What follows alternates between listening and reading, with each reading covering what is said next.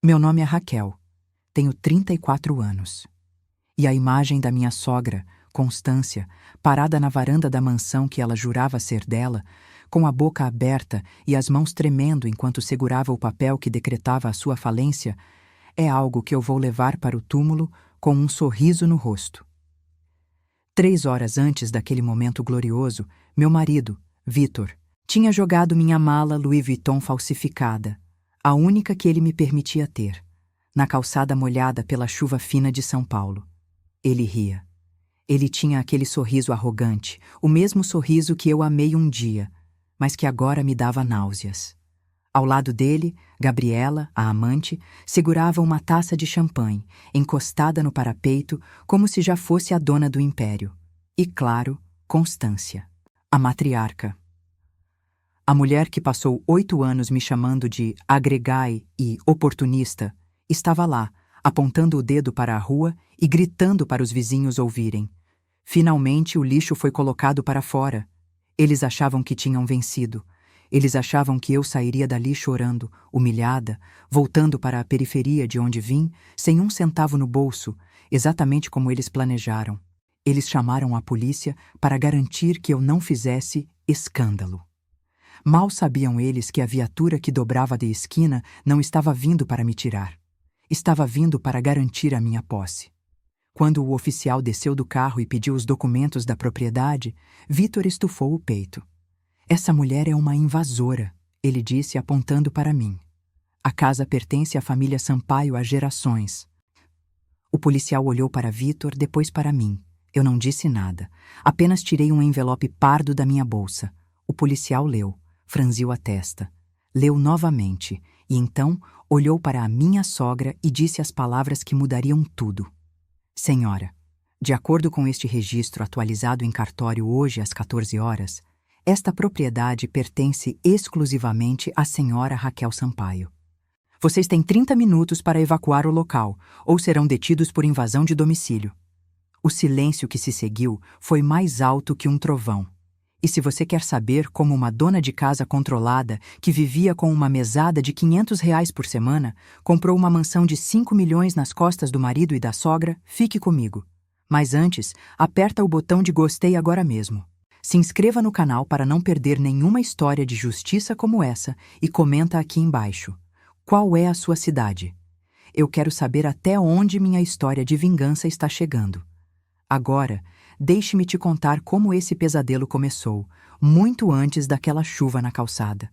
8 anos atrás, eu achei que tinha tirado a sorte grande. Vitor Sampaio era tudo o que uma garota sonhadora podia querer. Ele era herdeiro de uma construtora tradicional, charmoso, educado, e parecia genuinamente interessado em mim. Uma publicitária recém-formada que trabalhava 12 horas por dia numa agência no centro. Ele me levou para jantar nos lugares mais caros, me apresentou a um mundo de luxo que eu só via em revistas. Eu me apaixonei pela fantasia. Eu me apaixonei pela promessa de segurança. Nós nos casamos 6 meses depois de nos conhecermos. Foi rápido, intenso. Eu ignorei os sinais vermelhos. Ignorei o jeito como a mãe dele, Constância, me olhou de cima a baixo no dia em que nos conhecemos e perguntou se meus pais tinham condições de pagar a metade da festa. Quando eu disse que não, que meu pai era metalúrgico e minha mãe professora, ela soltou um "ah" seco, como se tivesse acabado de pisar em algo sujo. Ignorei o fato de Vitor não ter me defendido naquele dia. Ele só apertou minha mão e disse: "Ela é assim mesmo, acostuma." Eu me acostumei. Ou melhor, eu fui treinada.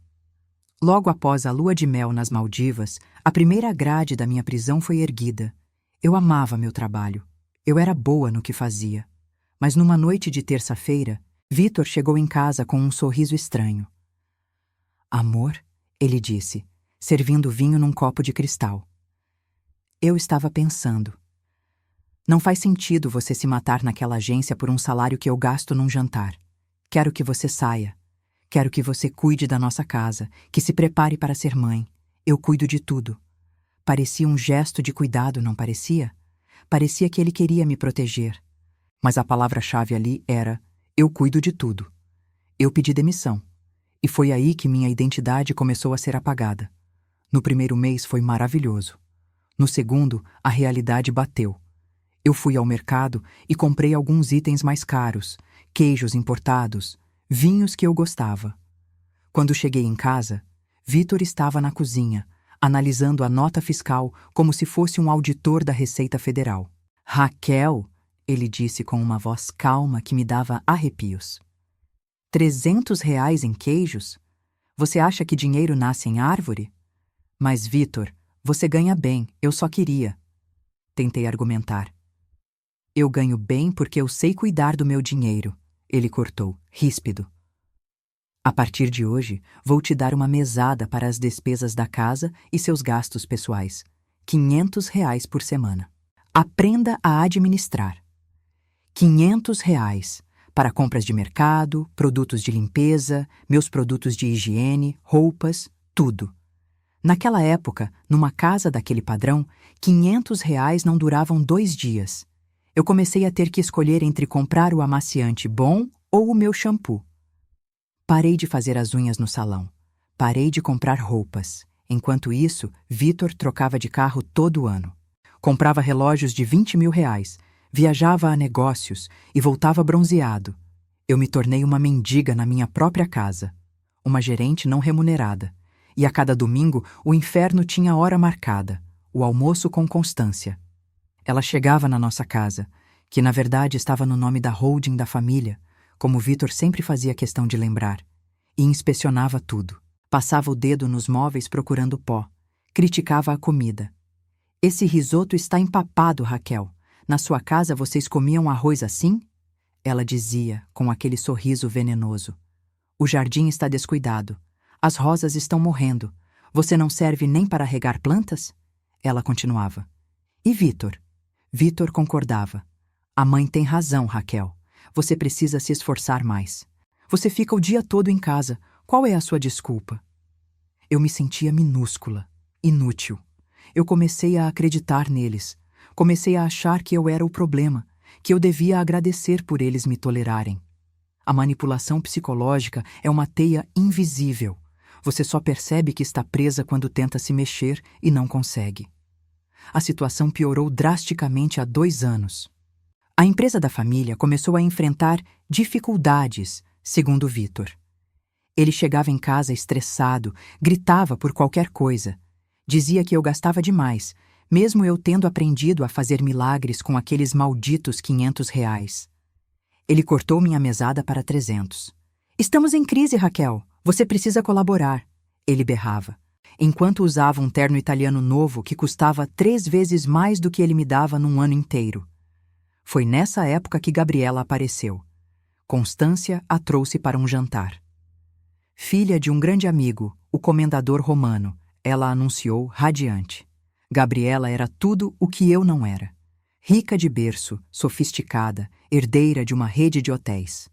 Ela olhava para Vitor com uma fome indisfarçável. E ele retribuía. Gabriela é uma mulher de visão, Constância dizia, ignorando minha presença na mesa. Ela sabe como multiplicar patrimônio. Não é como certas pessoas que só sabem subtrair. Eu servi o jantar engolindo o choro. Naquela noite, vi Vitor e Gabriela conversando no jardim. Eles riam. Ele tocou no braço dela com uma intimidade que não tinha comigo há anos. Quando confrontei Vitor mais tarde, ele me chamou de louca. Você é paranoica, Raquel. Gabriela é uma parceira de negócios. Ela vai investir na construtora para nos salvar da falência. Você devia beijar os pés dela, não ter ciúmes. Paranoica, louca, insegura. As palavras favoritas de todo homem que está escondendo algo. Mas eu não era louca. E a prova veio da maneira mais inesperada possível. 6 meses atrás, eu estava limpando o escritório de Vitor, porque ele tinha demitido a diarista para cortar custos, e derrubei acidentalmente uma pilha de livros pesados. Atrás dos livros, na estante, havia uma pasta preta. Não parecia importante, mas algo no meu instinto gritou. Eu abri, e o que eu vi fez meu sangue gelar e ferver ao mesmo tempo. Não eram apenas documentos da empresa, eram notificações judiciais. A casa onde morávamos, a mansão que Constância dizia ser o joia da coroa do Sampaio, não estava apenas hipotecada. Ela estava penhorada. Vitor tinha feito dívidas de jogo, dívidas astronômicas. Ele estava apostando online, perdendo fortunas em criptomoedas duvidosas e corridas de cavalo. Mas o pior não era isso. Havia um contrato de gaveta, um rascunho, um acordo pré-nupcial com data futura entre Vitor Sampaio e Gabriela Romano. Eu li, com as mãos tremendo.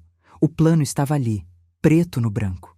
Vitor ia se divorciar de mim alegando incompatibilidade de gênios e me deixaria sem nada, amparado pelo regime de separação total de bens que fomos obrigados a assinar. Ele se casaria com Gabriela. E o dote dela, a injeção de capital na construtora, pagaria as dívidas. Eles iriam comprar a casa de volta do banco antes que ela fosse a leilão público, mantendo as aparências. E havia uma anotação na letra de Constância na margem do papel.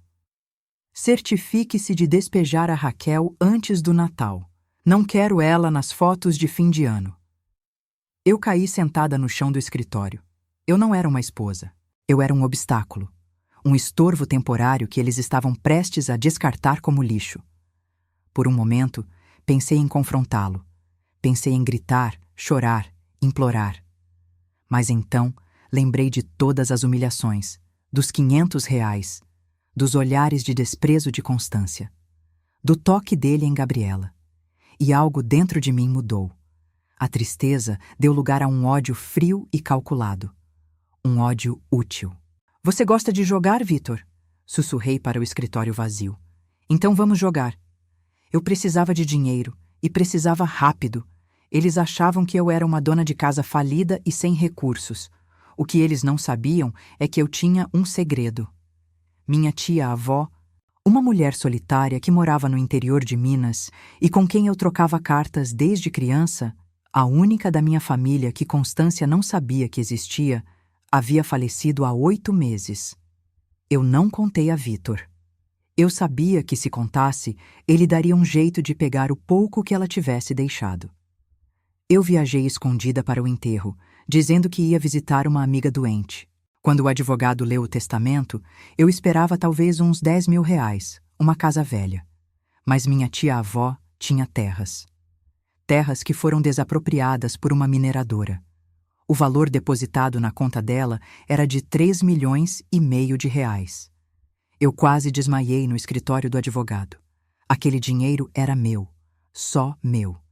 Herança não se comunica, nem no regime de comunhão parcial. Mas eu sabia que Vitor tentaria me coagir a entregar se soubesse. Então, eu mantive segredo. Abri uma conta num banco digital que não enviava correspondência para casa. Deixei o dinheiro lá, rendendo, intocado, como uma rota de fuga que eu tinha medo de usar. Mas agora não era mais uma rota de fuga, era uma arma. Voltei para a pasta de Vitor. Tirei fotos de tudo, memorizei as datas. A casa iria a leilão judicial extraoficial em 30 dias. O banco queria se livrar do imóvel rápido. O plano de Vitor e Gabriela era arrematar a casa nesse leilão usando uma empresa de fachada da família dela, por um valor muito abaixo do mercado, limpando as dívidas. Eu tinha 30 dias. Liguei para minha antiga melhor amiga da faculdade, a Ana, que hoje é uma advogada tributarista brilhante. Nós tínhamos perdido contato porque Vitor a odiava. Aquela mulher tem ideias muito liberais, ele dizia. Raquel? Ela atendeu, surpresa. Meu Deus, aconteceu alguma coisa?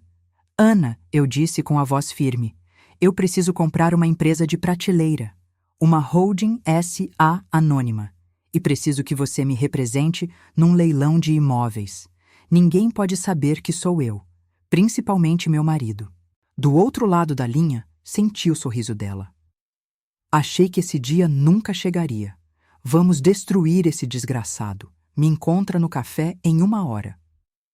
Durante o mês seguinte, eu atuei como uma atriz vencedora do Oscar. Eu continuei aceitando as críticas de Constância com a cabeça baixa. Continuei servindo o jantar para Vitor enquanto ele mentia na minha cara. As coisas estão melhorando na empresa, amor, ele dizia, sorrindo, provavelmente pensando no dinheiro de Gabriela. Em breve vamos poder viajar. Que bom, querido, eu respondia, enquanto mentalmente calculava os juros compostos do meu investimento. Eu vi os extratos bancários dele escondida. Ele estava desviando o pouco dinheiro líquido que restava da empresa para pagar jantares caros para Gabriela, enquanto me dizia que não tinha dinheiro para consertar a máquina de lavar. Chegou o dia do leilão. Eu disse a Vitor que ia passar o dia na igreja, ajudando num bazar beneficente. Na verdade, eu estava no escritório da Ana, com 3 monitores na nossa frente, logada no sistema do leilão judicial. O lance inicial era 2 milhões, uma pechincha. A casa valia 5.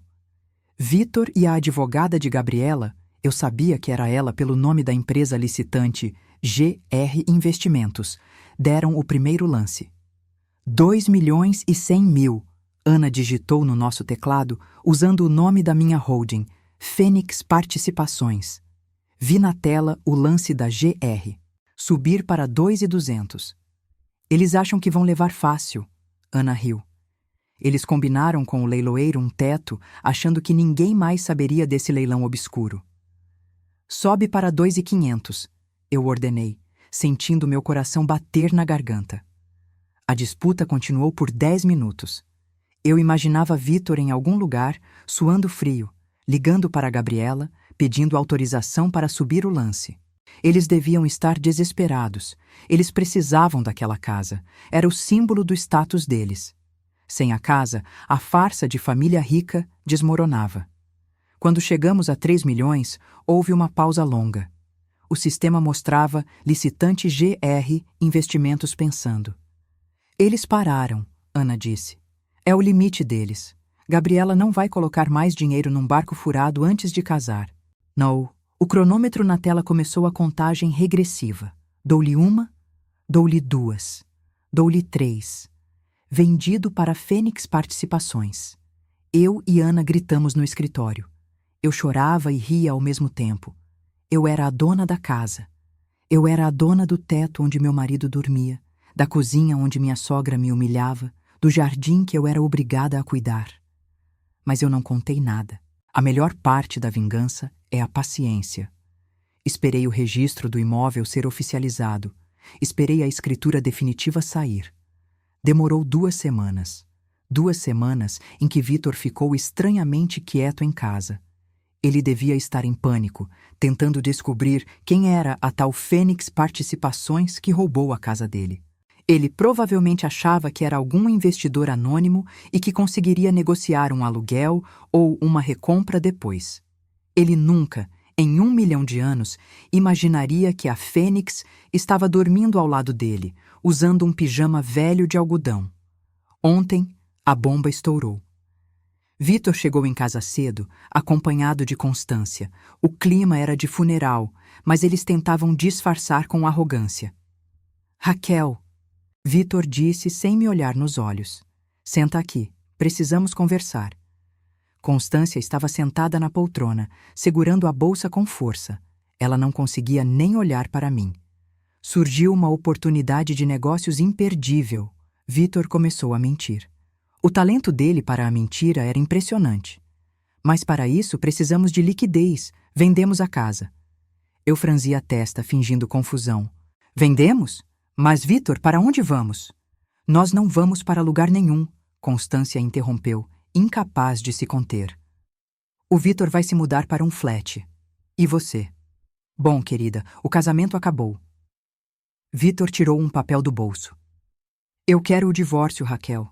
Não dá mais. Nossos caminhos são diferentes. E como a casa foi vendida hoje de manhã para investidores, você precisa sair. Imediatamente. Os novos donos querem o imóvel vazio amanhã. Era mentira. Eles não tinham vendido a casa. Eles tinham perdido a casa no leilão e estavam tentando me chutar antes que o oficial de justiça aparecesse para notificar a desocupação. Eles queriam me tirar da jogada para tentar negociar com o novo dono sem eu por perto. Mas, Vitor, eu não tenho para onde ir, eu disse, deixando minha voz tremer. Meus pais moram longe. Eu não tenho dinheiro. Aqui, ele jogou um maço de notas na mesa. Eram 2.000 reais. Pega um ônibus, vai para um hotel barato. Depois a gente vê. Só sai, agora. Você não pode fazer isso, eu insisti, levantando. Posso e vou, ele gritou, agarrando meu braço. Essa casa não é sua, nunca foi. Você foi uma hóspede que durou tempo demais. Ele me arrastou até o quarto. Começou a tirar minhas roupas do armário e jogar dentro da mala velha. Constância veio atrás, rindo. Leva essas trapos logo, Vitor. Gabriela chega em 1 hora para comemorar o noivado. Quero a casa limpa. Ah, então era isso. Eles iam fazer uma festa, iam comemorar a nova fase com a amante na casa que eles nem sabiam que não era mais deles. Noivado? Perguntei. Sim, sua estúpida, Constância cuspiu. Vitor vai casar com uma mulher de verdade, uma mulher que tem onde cair morta. Vitor fechou a mala e me empurrou escada abaixo, literalmente. Eu tropecei nos degraus, segurando no corrimão para não quebrar o pescoço. Fora! Ele gritou. Eles me arrastaram até a porta da frente. Gabriela tinha acabado de chegar, estacionando seu Porsche na entrada. Ela viu a cena e sorriu, aquele sorriso de pena falsa. Ah, tadinha, Gabriela disse. Precisa de ajuda com a mala? Ela não precisa de nada, meu amor, Vitor disse, beijando Gabriela na minha frente. Ela já está indo. Eles jogaram minha mala na calçada. Começou a chover. A vizinhança rica dos jardins observava pelas janelas. Chama a polícia, Vitor! Constância gritou. Diz que ela está perturbando a ordem se não sair logo. Eles chamaram. Foi o maior erro da vida deles. Enquanto esperávamos a viatura, eu fiquei parada na chuva, molhada, com frio. Mas por dentro eu estava pegando fogo. Eu olhei para aquela casa, minha casa. A viatura chegou. O oficial desceu. Vitor foi até ele, todo sorrisos e autoridade. Oficial, essa ex-esposa desequilibrada se recusa a sair da minha propriedade. Quero que a retirem. O oficial se virou para mim. Senhora, o proprietário solicitou sua saída. Eu limpei a água da chuva do rosto. Abri minha bolsa. O envelope pardo estava seco, protegido por um plástico. Oficial, eu disse com a voz clara e alta o suficiente para Constância ouvir da varanda. Eu acho que houve um engano. O proprietário não solicitou nada, porque a proprietária sou eu. Entreguei a escritura. O oficial leu. Vitor riu nervosamente. O que é isso? Algum desenho que ela fez? Ela é louca, oficial. Senhor Vitor Sampaio? O oficial perguntou sério. Sou eu. De acordo com este documento oficial, emitido pelo Registro de Imóveis de São Paulo, a propriedade situada neste endereço foi arrematada em leilão judicial e quitada integralmente pela empresa Fênix Participações, cuja sócia majoritária e única administradora é a senhora Raquel Sampaio. Vitor parou de rir. A cor sumiu do rosto dele instantaneamente. Ele parecia um cadáver em pé. O quê? Ele sussurrou. Fênix? Leilão? Isso é impossível! Constância gritou, descendo as escadas correndo, quase tropeçando no próprio salto. Ela arrancou o papel da mão do policial. Eu assisti enquanto os olhos dela percorriam o documento. Vi o momento exato em que o cérebro dela processou a informação. As mãos dela começaram a tremer tanto que o papel fazia barulho. Raquel? Ela olhou para mim e pela primeira vez em 8 anos não havia desprezo, havia terror. Como? Você. Você não tem dinheiro. Você é uma ninguém. Eu sou a dona da casa onde você está pisando, Constância. Eu disse dando um passo à frente, fazendo-a recuar. E eu não convidei vocês para a minha festa. Gabriela, que estava encostada no Porsche, percebeu que o barco estava afundando. Vitor, o que está acontecendo? Você disse que tinha resolvido o problema da casa. Eu não sei. Vitor gaguejava, olhando para mim como se eu fosse um alienígena. Raquel, amor, vamos conversar. Deve haver um mal-entendido. Como você comprou a casa? Nós somos casados. O que é seu é meu. Separação total de bens, lembra? Eu o interrompi, sorrindo. Você insistiu tanto nisso. Disse que era para proteger o patrimônio da sua família. Bom, parece que protegeu o meu patrimônio da sua incompetência. O oficial pigarreou. Senhora Raquel, a senhora deseja que essas pessoas sejam removidas da propriedade? Eu olhei para os 3. molhados porque Constância tinha saído do toldo, em pânico, destruídos. Sim, oficial, eu disse. Eu quero que eles saiam, agora. E Vitor, pode deixar a chave do Porsche da Gabriela, porque eu acho que ela vai precisar dele para te dar carona. O seu carro, aquele Mercedes na garagem, está no nome da empresa da casa, então é meu também. Foi nesse momento que Constância desmaiou, literalmente. Caiu dura na grama molhada. Mas essa foi apenas a primeira parte da minha vitória. O que aconteceu nas horas e dias seguintes, quando eles tentaram reverter a situação e descobriram a verdadeira extensão do buraco em que estavam, foi ainda mais doce. Você quer saber como Vitor implorou de joelhos? Como Gabriela tentou me subornar? E como eu descobri o segredo sujo que Constância escondia no cofre daquela casa? Um segredo que poderia colocá-la na cadeia por anos? Enquanto o SAMU atendia minha sogra desmaiada na grama, eu fiquei ali, sob o toldo da entrada, seca e imperturbável. Gabriela tentava proteger o cabelo da chuva com uma bolsa Gucci que valia mais do que o caráter dela, gritando com os paramédicos como se eles fossem garçons que erraram o pedido. Vitor, pálido e trêmulo, tentou entrar na garagem para pegar o Mercedes. O oficial de justiça barrou o caminho. Senhor, como a proprietária informou, o veículo está listado no inventário da empresa que foi adquirida junto com o imóvel. Se o senhor levar o carro, será furto qualificado. Vitor olhou para mim com um ódio que, anos atrás, teria me feito chorar. Hoje, só me fez sorrir. Você planejou isso? Ele sibilou, a água escorrendo pelo terno caro. Você planejou cada detalhe, sua víbora. Não, Vitor, respondi calmamente. Eu só me preparei. Quem planejou me jogar na rua sem nada foram vocês. Eu apenas mudei o final da história. Eles tiveram que ir embora os 3 espremidos no Porsche de 2 lugares da Gabriela. Constância foi no banco da frente, ainda grogue, e Vitor teve que se encolher no minúsculo banco traseiro, parecendo uma sardinha enlatada.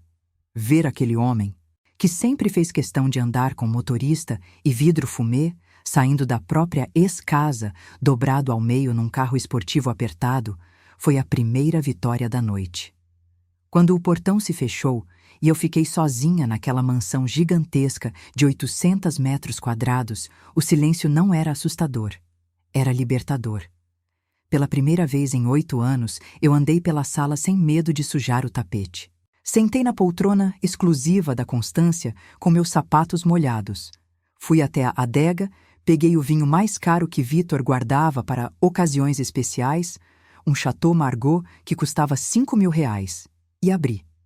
Bebi no gargalo. Mas a guerra não tinha acabado. Eu sabia disso. Ratos encurralados mordem. 2 dias depois, recebi a notificação. Vitor estava pedindo a anulação do leilão, alegando fraude e má-fé da minha parte. Ele também entrou com um pedido de pensão alimentícia provisória, alegando que eu tinha ocultado patrimônio durante o casamento e que ele, agora desempregado e sem teto, dependia financeiramente de mim. A audácia dele era impressionante. Ana, minha advogada, riu quando leu o processo. Ele está desesperado, Raquel. Ele não tem base legal. O dinheiro da sua tia era incomunicável e a compra foi legítima. Mas ele vai tentar arrastar isso na justiça para te sangrar em honorários de advogados. Deixa ele tentar, eu disse. Enquanto ele foca na anulação, ele esqueceu de algo muito mais perigoso. Eu sabia onde Constância guardava os segredos dela. Durante 8 anos, eu fui a empregada de luxo daquela família. Eu limpava o escritório dela quando ela vinha passar temporadas conosco. Eu sabia que, atrás de um quadro horroroso de natureza morta no quarto de hóspedes, que ela transformou em escritório pessoal, havia um cofre. Eles saíram com tanta pressa, com tanto pânico da polícia, que não levaram nada além das roupas do corpo. Eu chamei um chaveiro especializado. Mostrei a escritura da casa. Sou a proprietária. Perdi o segredo deste cofre antigo. Em 20 minutos, a porta de aço se abriu. Eu esperava encontrar joias, talvez dinheiro vivo. Mas o que encontrei foi muito melhor. Havia cadernos de contabilidade paralela, Constância, a grande dama da sociedade, administrava uma ONG de fachada que supostamente ajudava crianças carentes, mas os cadernos mostravam a verdade. Ela recebia doações milionárias de empresas amigas, provavelmente lavagem de dinheiro, e desviava 90% para contas no exterior, em nome de laranjas. E mais, encontrei documentos que provavam que ela vinha roubando o próprio filho há anos. Ela falsificava as assinaturas de Vitor em retiradas da empresa da família. A crise financeira que Vitor dizia enfrentar? Parte era culpa dos vícios dele, sim, mas a outra metade era a própria mãe drenando o caixa da construtora para manter o estilo de vida dela. Eu tinha em mãos a dinamite para explodir o clã Sampaio inteiro. Mas antes de eu entregar tudo à polícia, Vitor apareceu. Era uma terça-feira à noite. Ele tocou o interfone. Eu vi pela câmera. Ele estava sem barbear, com a camisa amassada, segurando um buquê de flores murchas que parecia ter comprado num posto de gasolina. Eu abri o portão.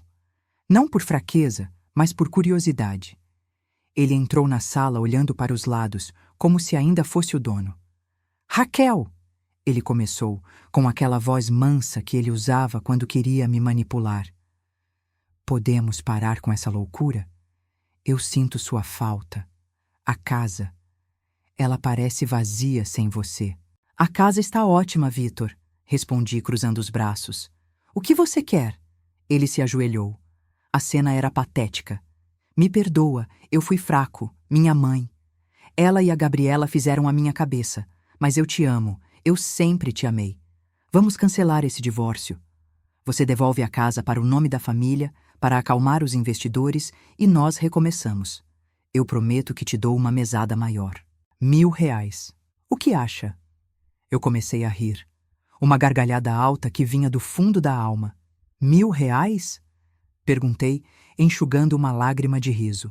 "Vitor, você acha mesmo que eu sou aquela menina de 24 anos que acreditava nas suas mentiras? Você não veio aqui por amor.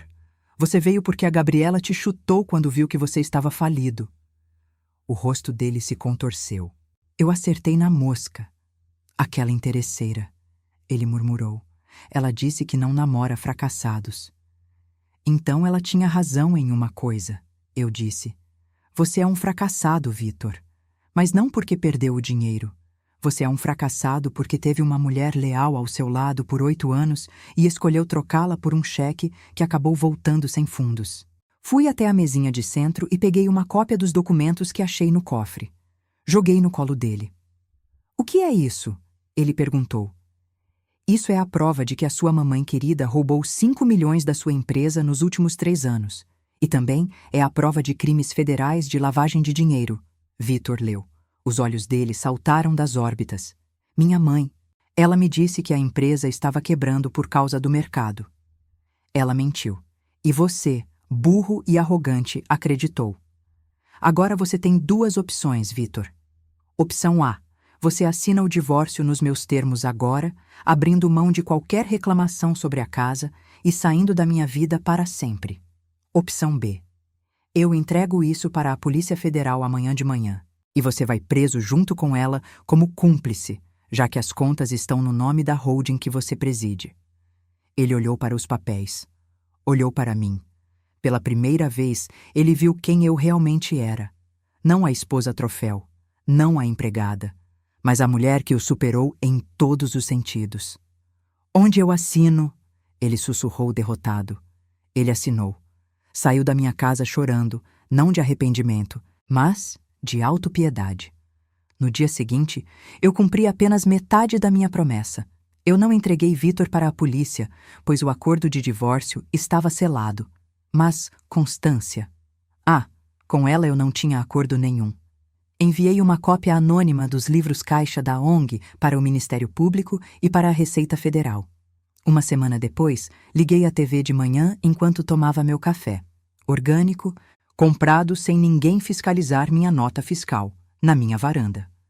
O noticiário mostrava a imagem de Constância Sampaio sendo conduzida para uma viatura da Polícia Federal, cobrindo o rosto com um blazer. A manchete dizia: "Socialite presa em esquema milionário de desvio de doações e sonegação fiscal." Vitor não foi preso, mas perdeu o resto do que tinha para pagar advogados e multas. Soube que ele está morando de favor num quarto e sala na periferia, trabalhando como vendedor de carros usados. Ironia do destino, já que ele adorava humilhar vendedores. Gabriela? O nome dela apareceu no escândalo de leve, o suficiente para a família dela cortar a mesada e mandá-la para um retiro espiritual, na Europa, até a poeira baixar. O noivado, claro, foi cancelado no dia seguinte à expulsão. E eu? Eu vendi a mansão. Aquela casa tinha cheiro de passado. Vendi por 6 milhões de reais, um lucro excelente. Comprei uma cobertura compacta, moderna, só minha. Reabri minha agência de publicidade, agora focada em ajudar mulheres empreendedoras a gerirem seus negócios. Às vezes, quando passo em frente a uma loja de luxo, lembro de Vitor controlando meus 500 reais. Entro, compro a bolsa que eu quiser, pago à vista e saio sorrindo. Não porque o dinheiro traz felicidade, mas porque a liberdade. Ah, a liberdade não tem preço. Eles acharam que podiam me descartar. Acharam que eu era fraca. Mas esqueceram da regra número 1 da vida. Nunca subestime uma mulher que teve que aprender a sobreviver em silêncio. Porque quando ela decide falar, o mundo inteiro para ouvir. Meu nome é Raquel. E essa foi a minha vitória. Se você gostou dessa história, se sentiu a justiça sendo feita, deixa seu like. Compartilha esse vídeo com aquela amiga que precisa abrir os olhos. E lembra, você é mais forte do que imagina. Até a próxima.